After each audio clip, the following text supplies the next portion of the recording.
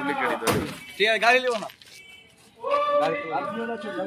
রানীনগরের পরেবার সাগরপাড়ায় জাল আধার কার্ড চক্রের দুই পান্ডাকে গ্রেপ্তার করল পুলিশ। গোপন সূত্রে খবর পেয়ে শুক্রবার রাতে সাগরপাড়া থানার পুলিশ নরসিংহপুর বাজার এলাকার একটি দোকানে হানা দেয়।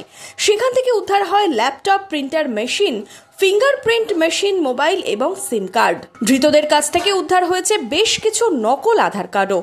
ডোমকলের এসডিপিও শনিবার সাংবাদিক বৈঠক করে জানান, ধৃতদের জিজ্ঞাসাবাদ করে জানার চেষ্টা চালানো হচ্ছে কিভাবে এই জাল আধার কার্ড চক্র চলছিল।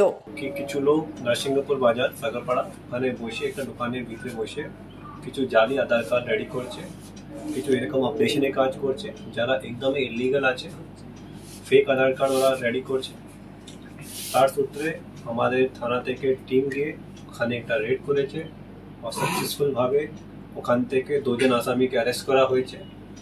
আর ওদের কাছ থেকে আমরা কিছু জিনিস সিজ করেছে।